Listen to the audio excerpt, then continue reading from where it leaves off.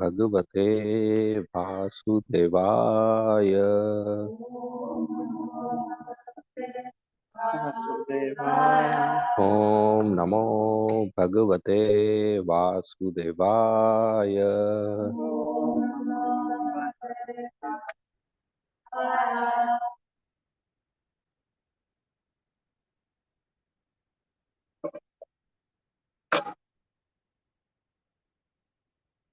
So today we are reading from Srimad Bhagavatam, Canto 4, the creation of the fourth order, chapter 26.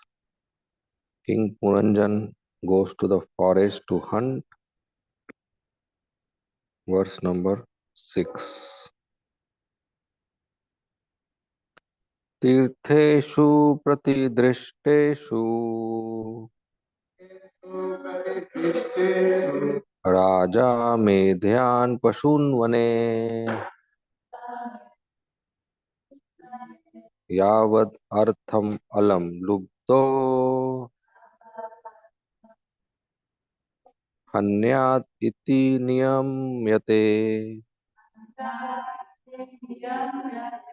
तीर्थेषु प्रतिदृष्टेषु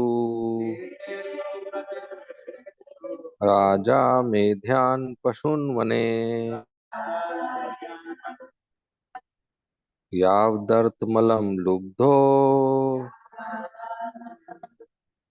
अन्यादिति नियम्यते। तीर्थेषु प्रतिदृष्टेषु राजा मेध्यान् पशून् वने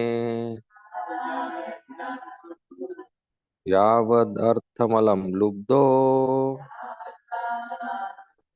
अन्यादिति नियम्यते।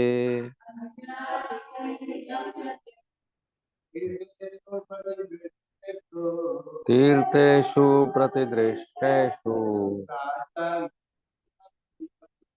राजा मेध्यान् पशून् वने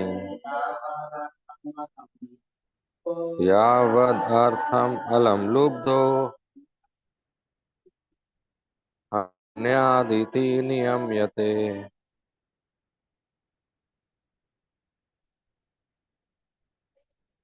तीर्थेषु प्रतिदृष्टेषु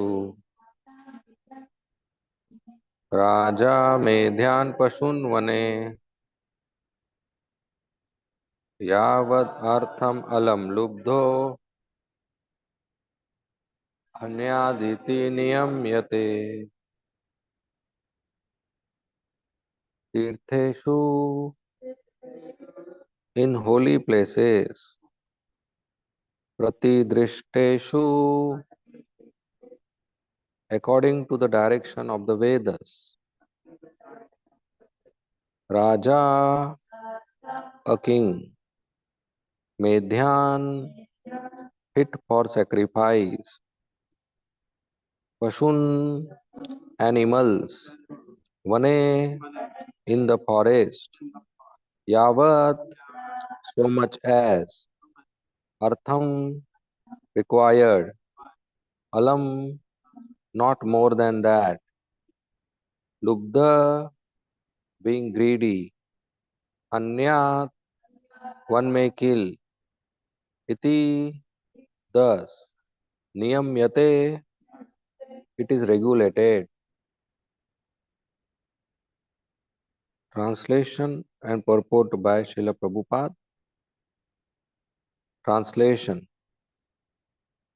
If a king is too attracted to eating flesh, he may, according to the directions of the revealed scriptures on sacrificial performances, go to the forest and kill some animals that are recommended for killing. One is not allowed to kill animals unnecessarily or without restrictions. The Vedas regulate animal killing to stop the extravagance of foolish men influenced by the modes of passion and ignorance. Purport by Srila Prabhupada.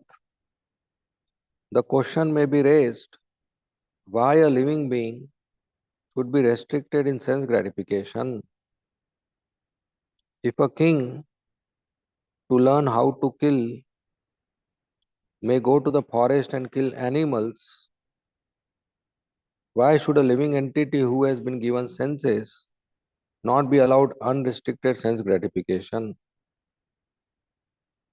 At the present moment, this argument is put forward even by so called swamis and yogis who publicly say that because we have senses, we must satisfy them by sense gratification.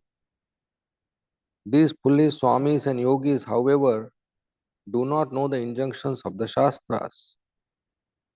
Indeed, sometimes these rascals come out to defy the Shastras. They even publicly announce that there should be no more Shastras, no more books. Just come to me, they say, and I shall touch you, and you will become immediately spiritually advanced. Because demonic people want to be cheated, so many cheaters are present to cheat them. At the present moment in this age of Kali Yuga, the entire human society has become an assembly of cheaters and cheated. For this reason, the Vedic scriptures have given us the proper directions for sense gratification. Everyone is inclined in this age to eat meat and fish, drink liquor, and indulge in sex life. But according to the Vedic injunctions, sex is allowed only in marriage. Meat eating is allowed only when the animal is killed and offered before the goddess Kali, and intoxication is allowed only in a restricted way. In this verse, the word niyamyate indicates that all these things, namely animal killing, intoxication, and sex, should be regulated. Regulations are meant for human beings, not for animals.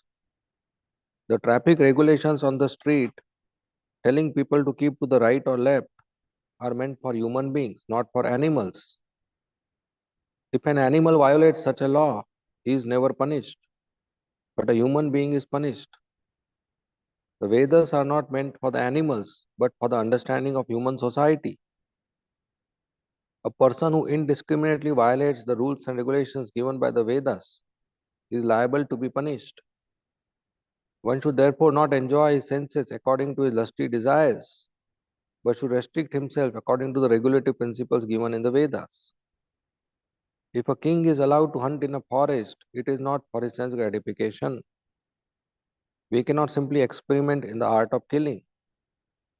If a king, being afraid to meet rogues and thieves, kills poor animal and eats their flesh comfortably at home, he must lose his position.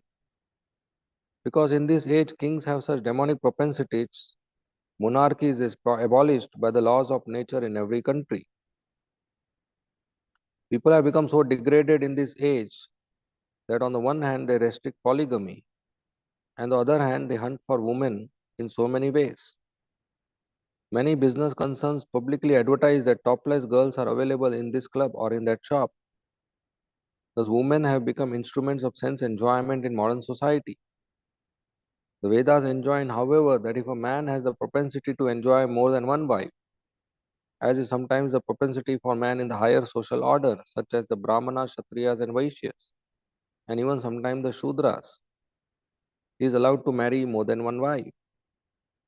Marriage means taking complete charge of a woman and living peacefully without debauchery. At the present moment, however, debauchery is unrestricted. Unless society makes a law that one should not marry more than one wife, that is typical of a demonic society.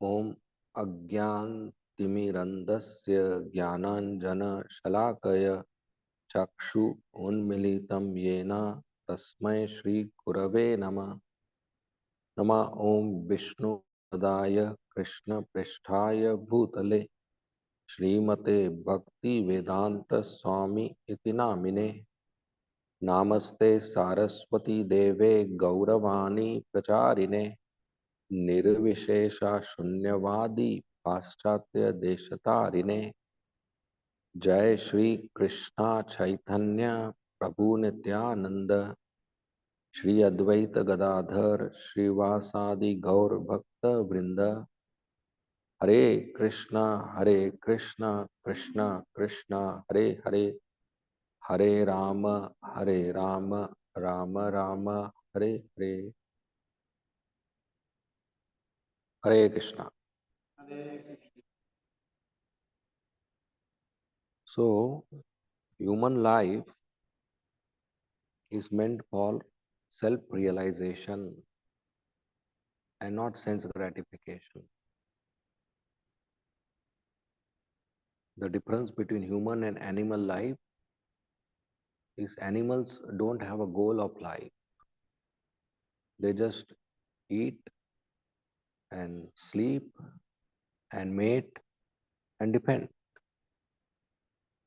But humans have higher intelligence, so they can think over and understand the purpose of their life. And the scriptures say that the purpose of human life is self realization, not sense gratification. At the same time, in conditioned life, one cannot overnight stop sense gratification and start self realization completely. So, some sense gratification is allowed with regulations, with rules. Unrestricted sense gratification will entangle us in the cycle of birth and death. Unrestricted sense gratification will be opposite to the purpose of life. So instead of getting self realized, we will get entangled in happiness and distress, in punishment and reward, and in different species of life. The conditioned soul wants sense gratification, sense enjoyment to get relief from material miseries. The soul wants the senses, eyes, ears, nose, tongue, skin to come in contact with their objects of senses. We want the eyes to see some beautiful form. We want tongue to taste some nice food. We want ears to hear some nice sound. We want nose to have nice fragrance. And we want skin, some soft, pleasant touch. So that's sense enjoyment. But if we don't do it properly, as per the rules, we get entangled. Just like in a very big rice field, empty rice field, one mouse used to stay.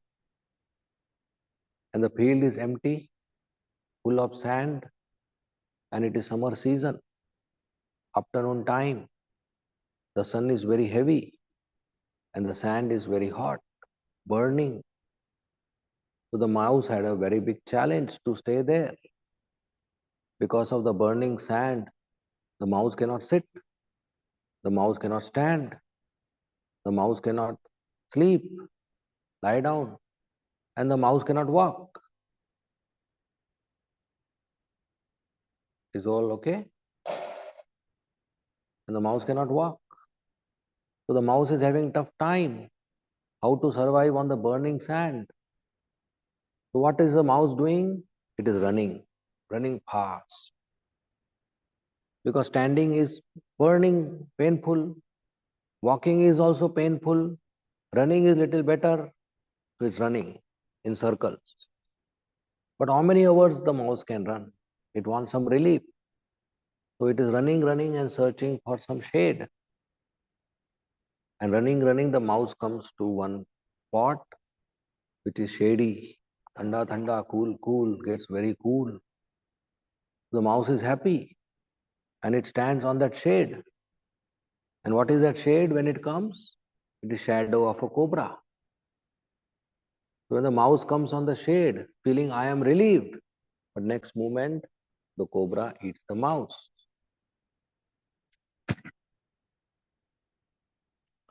That is our life. We are running in the cycle of birth and death, and it is lot of painful. Birth is painful, death is painful, old age is painful, disease is painful, struggle is painful, and we are running in the burning cycle and we want some relief. So people try to get relief by sense gratification, by senses coming in contact with objects. Somebody smokes cigarette for relief, somebody drinks alcohol, somebody takes drugs, somebody goes to movies, somebody goes with a partner, somebody tries to eat meat, or somebody does walking in the park. So many types of relief we want. But every time we are relieved, actually we are entangled. The cobra, the Maya is entangle us. That is called karma bandhan, entangled by karma. And every time we are trying to get happy, we get distressed. And that karma gives fruit of karma. And we take another birth to take that fruit. The cycle of birth and death is going on. So this is not a good way to live life.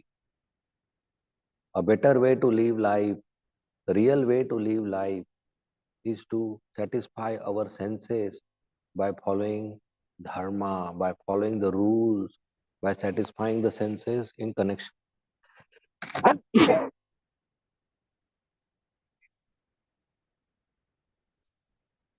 Sorry for my relief.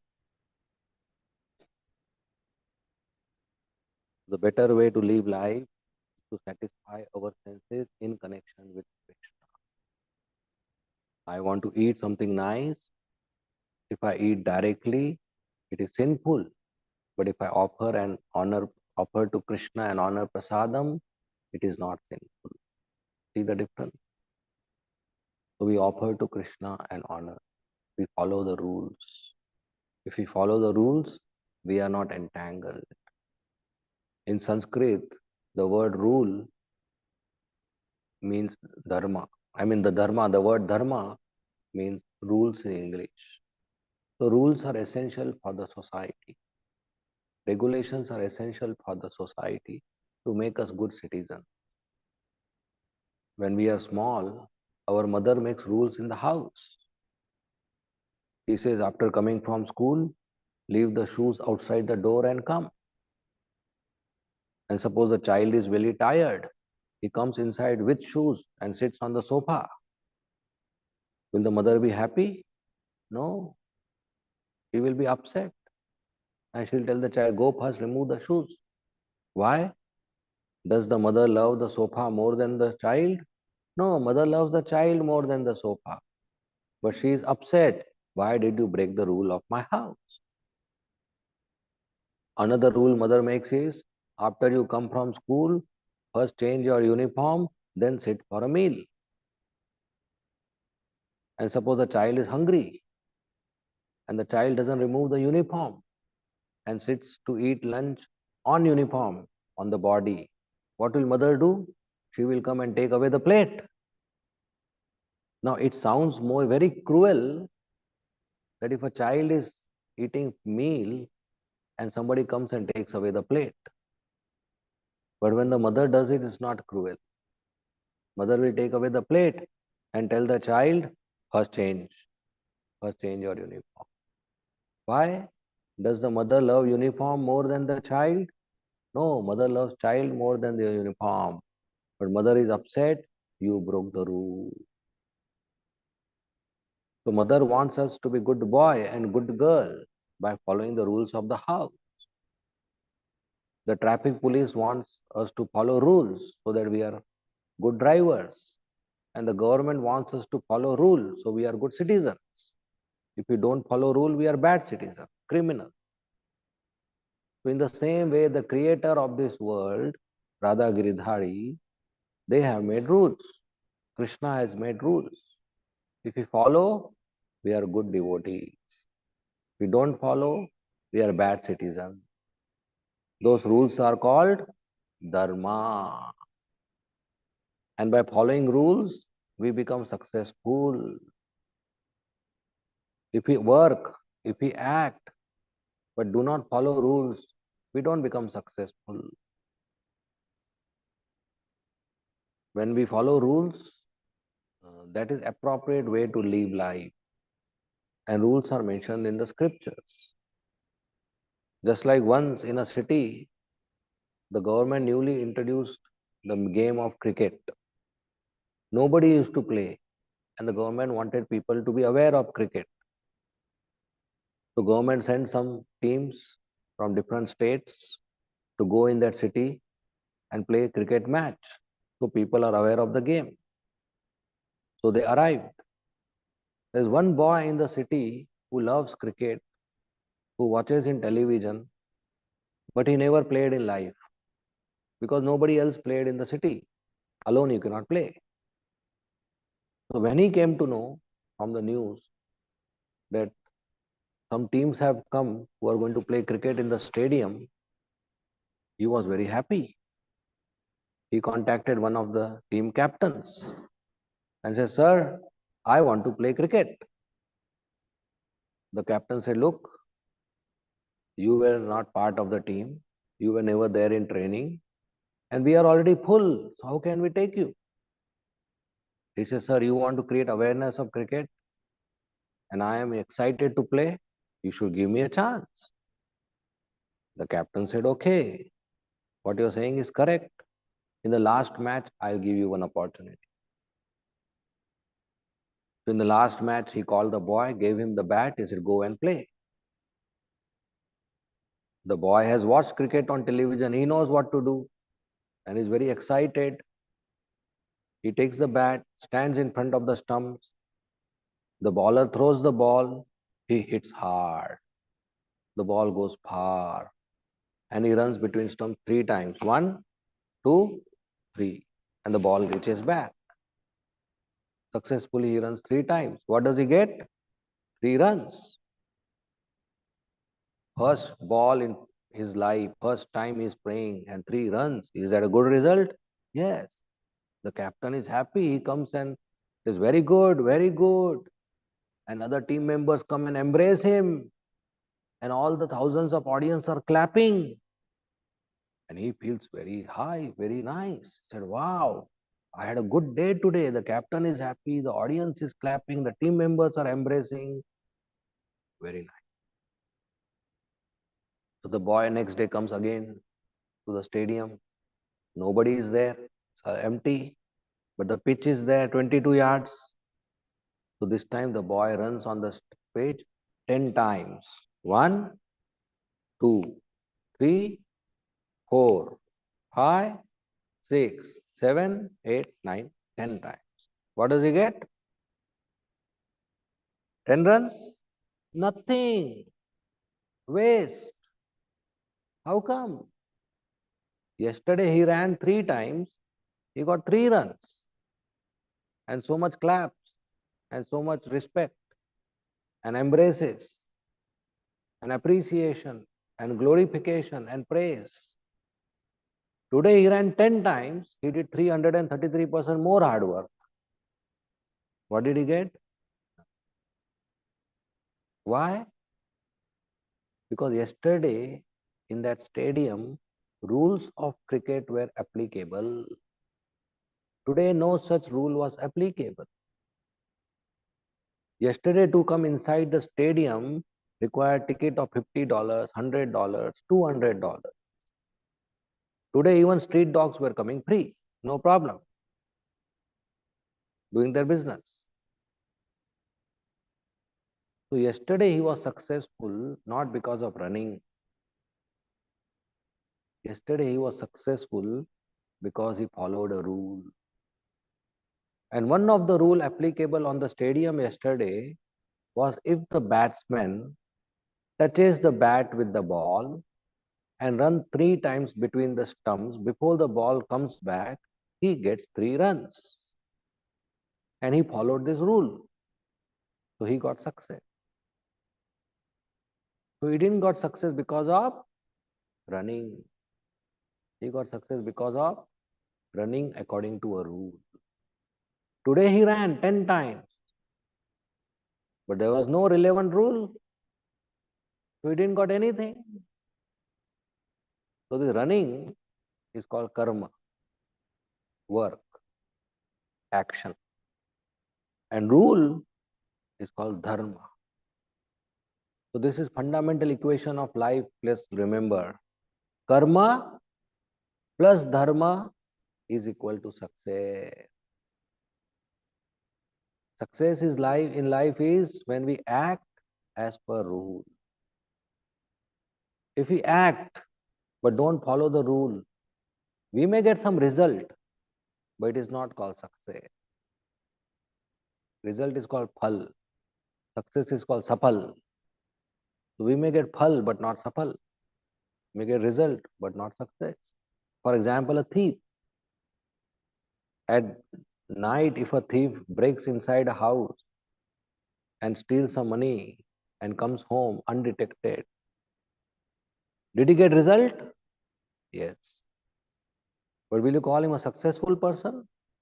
No. Did he do hard work? Yes. He did karma. Actually, he did more hard work than regular guy. That is night duty, which is difficult. Awake whole night. Then entry and exit in dark without sound. That is also difficult. Then open the cash box without key. To break a lock or a door. That is difficult. And then steal money and keep safely in your house. Even that is difficult. A thief doesn't get sleep at night because he's afraid, like I stole, somebody may steal in my house. So thief, he gets money, he got result, but he is not called successful person. We don't tell our children, look, follow this thief, he is a good role model. How successful he is. He may be rich, but he is not called successful. So dharma, following rule is very important. If there are two neighboring houses, in one house one boy and girl live after marriage and they have a child. In another house a boy and girl live without marriage and they have a child. Both karma is same, but society looks at both in a different way. We look both at a different way. At one place we look at a legal wedded couple. At other place we look at in a wrong way. Why? Because of dharma. One followed the rules of married life in human society. Another didn't follow the rules. Animal life. Animals have don't no marriage system. Humans have marriage system. So dharma is mentioned in the scriptures. So those who want to eat meat, it is forbidden. But there will be some who will always want to eat.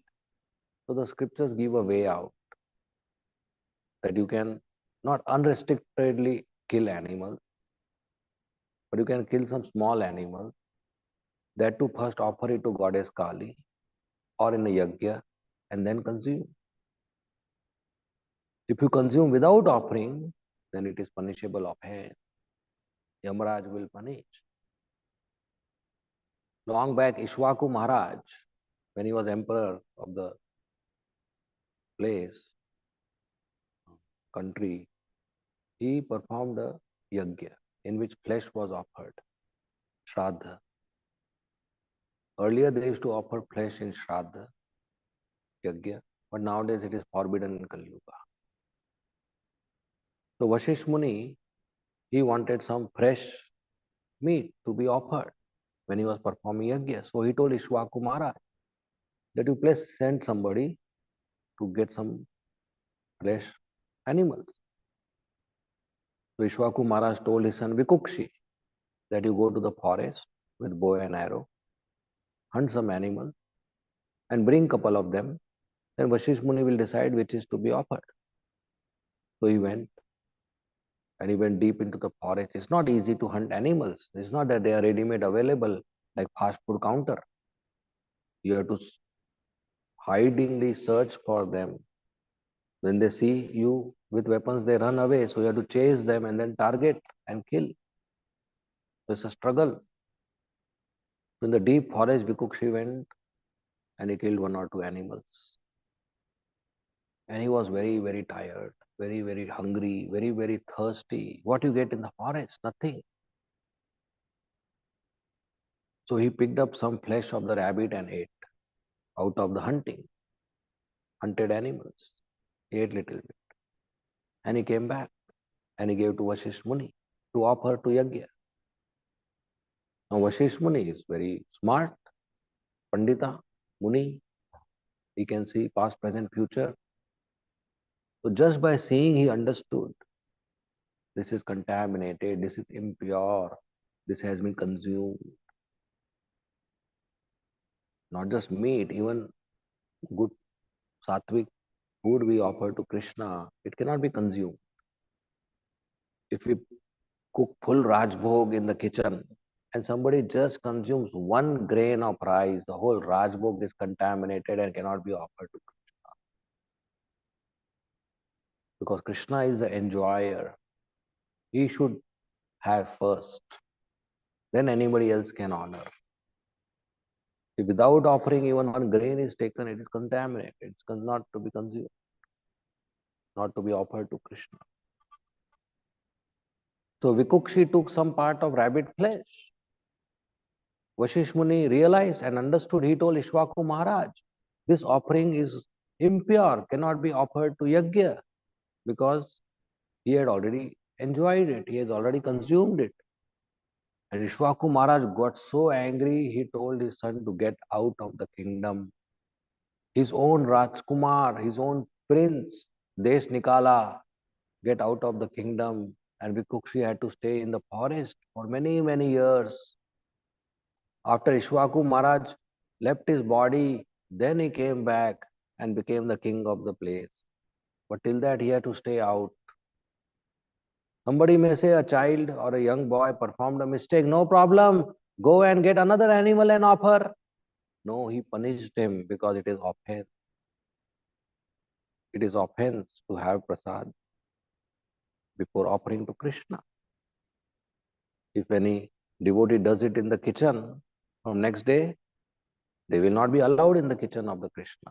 They will not be allowed in DT kitchen. The temple management will say, no, you cannot do service there because you are eating in the kitchen before Krishna, right? So you'll be out of the service. Okay, not out of the temple, can take darshan, but out of kitchen service.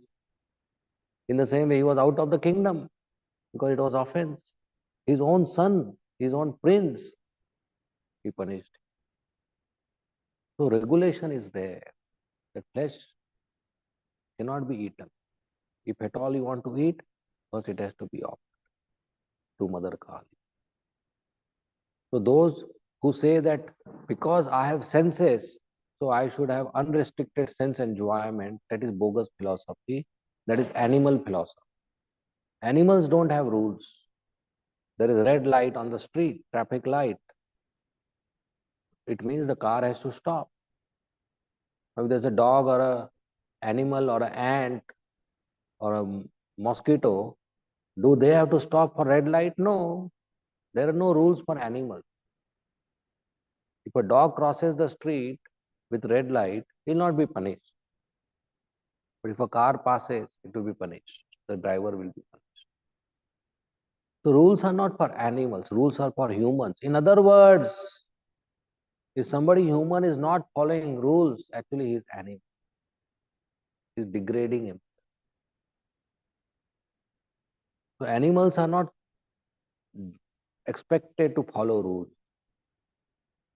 If you keep prasad plate in front of a human, you can say, wait 2 minutes, let us sing Mahaprasade Govind. If you keep it in front of a dog and say, wait 2 minutes, let us sing Mahaprasad, the dog is not going to listen. Dog is not going to follow a rule. It will dig in. Or a cow or a goat. It will dig in. If you go to forest to preach to a lion, no meat eating, he is not going to accept. For lions, there are no rules, no sinful activities for animals, but for humans, there are. So human society is elevated society, elevated in consciousness. So the so-called philosophy that if kings can kill and hunt, why can't we enjoy sense gratification is wrong. So-called sadhus who preach this, the Shastras are not required, just do whatever you want and surrender to me, I will help you to become spiritual or religious. That is nonsense philosophy. Prabhupada writes the society of cheaters and cheated, so-called sadhus, they claim to be religious and their followers feel happy that I am under shelter of this person, so I am also dharmic, I am also religious, but they do all sorts of sinful activities of eating meat and all. That is not, there's no religion which is bona fide if it allows meat eating. Three items are required in any religion. First, love God. Second, have friendliness with other devotees. And third, have compassion to all living entities. So meat eating is violating the third law, third principle of religion, to have compassion and friendliness to all living entities. So the rules are called dharma, and dharma is mentioned in the scriptures. That's why to save us from this cheating society, Vyasdev has written scriptures and Prabhupada has translated them into English. And he has said books are the basis. Why he said books are the basis? Because if there's any dilemma in ISKCON, any confusion in ISKCON, any debate and argument, we go back to Prabhupada's books and get conclusions. And that way we understand what Prabhupada wants us to practice. And we follow what Prabhupada has given undeviated as it is. Prabhupada said, don't add, don't subtract. Whatever I have given, just maintain that. Undeviated we follow, we please Krishna. If we concoct and follow from our own mind, we don't please Krishna. For example, somebody reads, incense should be offered to Krishna. So he comes at night, 2 o'clock, opens the altar and offers 5,000 incense. Will Krishna be pleased? And he can say, you are offering only 5 incense, I am offering 5,000. I am a better devotee. Krishna is more pleased with 5,000 incense at night 2 o'clock. No, that is offense. First of all, night 2 o'clock, the Lord is sleeping. You are not supposed to open the altar. And second, 5,000 incense will not give a pleasant situation of fragrance. It will give so much smoke. That is not comfortable for the Lord. So incense has to be offered, but there is a rule. How many? What time? Which one? So if rules are not followed and our mind concocts any item of bhakti, thinking that I am doing service to Krishna, that is not service. It has to be an authorized activity. It's authorized by Guru, Sadhu, Shastra. And for ISKCON, founder Acharya Srila Prabhupada has given all the rules and regulations. And we follow that.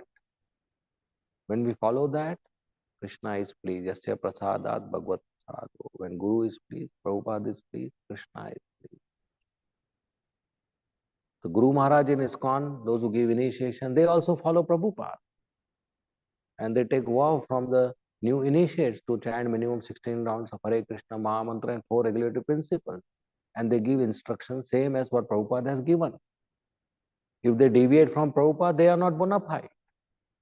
If sadhus give classes deviating from Prabhupada's books, that is not bona fide. If management gives instructions deviating from Prabhupada's book, that is not bona fide. So, Shastras are the basis, are the pivot. Guru, Sadhu, Shastra. Even Guru has to follow Shastra. Even Sadhus have to follow Shastra. So Shastras are basis. So Shastras define Dharma. Human society, we all follow Shastra, even for sense gratification. Somebody wants to have sexual relationship, then Shastra say you marry and satisfy yourself, take responsibility of the family and the children. Not like dogs and cats on the street without any responsibility. Not decisions and habits of life should not be based on lusty desires. We should be based on knowledge. And knowledge comes from Shastra. So we have everyday uh, Bhagavatam class and Bhagavad Gita class and reading of books so that we have this knowledge. We know the regulatory principles and we follow them and we please Krishna. If we keep on following our mind, which we have done since millions of years, we are not going to get a new result. After following our mind, what result we have got? A life in Auckland, that's all. If we continue to add, same thing will happen. Nothing new is going to happen after millions of years. But if this life we follow Krishna, we follow Guru, we follow Sadhu, we follow Shastra, we'll have a different arrangement. Instead of again birth in this material world, we'll go back home, back to Godhead. We'll be eternally loving relationship with Krishna. So this is what Prabhupada created ISKCON for, that we change our life. Human life for self-realization. We are determined and serious to practice sadhana bhakti. So this life, we go back to Krishna by becoming pure devotees of Krishna, by becoming lovers of Krishna, by engaging loving relationship with Krishna, by engaging loving devotional service to Krishna. So we are very fortunate to have this arrangement. Otherwise, the society is all as per demonic principles. Prabhupada gave one example of demonic principle that people say in the society, polygamy is not good. Don't keep more than one wife. But what they do, they keep one wife in the house and outside they go and make girlfriends and then say, don't keep more than one wife. But why you are going outside and making girlfriends? Or they use woman's body as sense enjoyment instrument. All the uh, entertainment places, there are women with less clothes dancing and singing and engaging in all sorts of sensual activities. And all the advertisement you see, they show women to sell the product, what they are doing. And then they say, no, don't have more than one wife, it is illegal. And what you are doing is also illegal. But that's hypocrisy. That is accepted in the society. So that is all demonic policies. Of course, Prabhupada said in Vedic culture there was polygamy. There were more than one wife because the girl population was more than boy population. So when a boy is capable and marries more than one girl, both he takes care of them responsibly. So they are both happy. And the girls also get husband. Otherwise, because the girl population is more, some of the girls will be unmarried and there will be chaos in the society. But in ISKCON, Prabhupada said polygamy is not, Prabhupada didn't accept. Even today, the modern culture, boys are not capable to be responsible enough to take care of more than one wife. It is not acceptable. So it is to reduce all kind of lusty activity and have a simple lifestyle centered around Krishna. But the demonic population and demonic society, they keep on having policies as as if they are good individuals. But actually, it's all hypocrisy. Like yesterday, I was explaining that you cannot throw a stone at a dog. It is violence. But you go and have breakfast, lunch, dinner, all meat. That is not violence. That is acceptable. What kind of civilization is that? That is hypocrisy. So we have to be really non-violent, not just not consuming meat. Violence means arresting any individual's growth. Killing an animal is violence, but arresting any individual's spiritual growth is also violence. Not giving an opportunity to somebody to practice Krishna consciousness is also violence because you're not allowing him to grow. So killing is also arresting growth, bodily growth. But any form of arresting growth is violence and that should be avoided. So those who are conditioned, they have to do sense gratification. So that should be done as per rules. So that gradually higher taste comes and gradually a person gives up sense gratification. So if somebody comes new to ISKCON and he wants to enjoy a sense object, say he wants to eat samosa. So we don't tell him don't stop eating samosa. First we tell him delay. Delay means first you chant, then you think of eating samosa or purchase and eat. As he grows up, we say dovetail. Okay, you want to eat samosa? First you chant, then you make samosa, cook it, offer it to Krishna. and then eat it. That's called dovetail. As he further grows, we say diminish. That okay, once a month you cook and eat, not every day. Then at the end destroy. Okay, forget this samosa, just serve Krishna. If you Krishna gives, you eat. If he doesn't give, don't worry.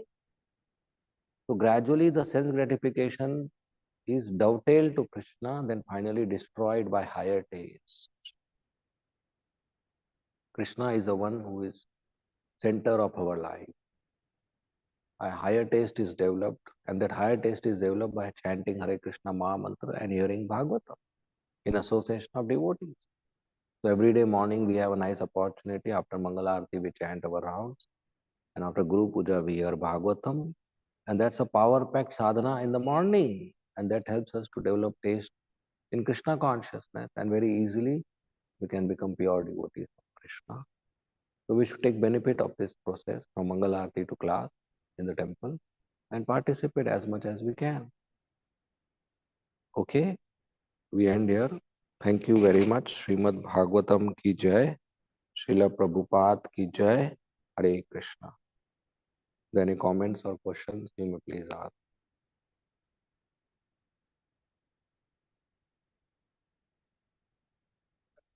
Question.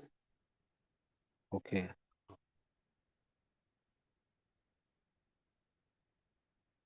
okay. This says, Hare Krishna, thank you for enlightening us, Prabhu.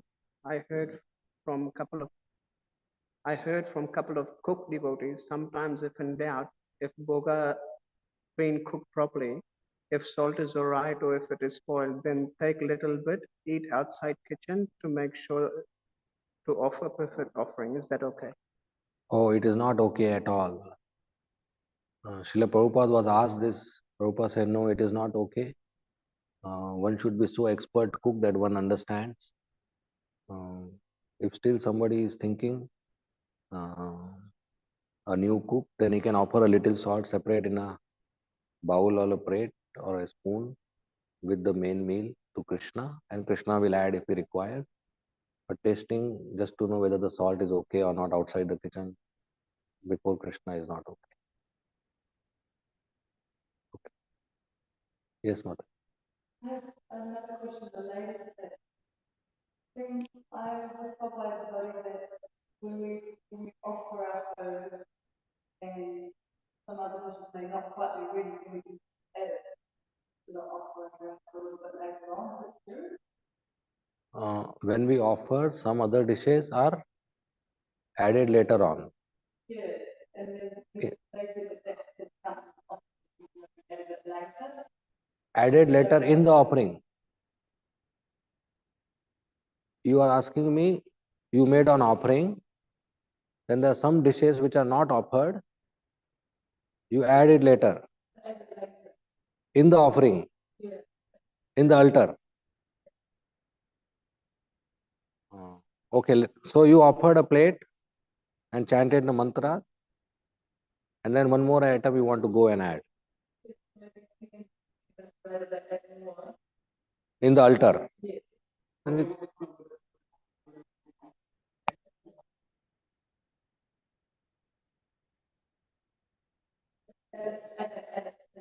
no, then we should chant the mantras again for that also. Yeah. So just because I add in a previous offering, that doesn't make it an automatic offering. Okay, sometimes we forget one thing immediately. Of course, one more thing is that if there is an offered food and unoffered food, and if they mix or they touch each other, then this is cannot be offered, right? But that is not a license to offer one item and keep on touching and think that my offering is done. Morning I offered and kept it whole night, whole day, and keep on touching. That's not a license. But if that happens, but if you have additional item, better to again offer. Okay. Great. Any more questions? Okay. We'll end here. Thank you very much. Srila Prabhupada ki jai. Srimad Bhagavatam ki jai. Hare Krishna.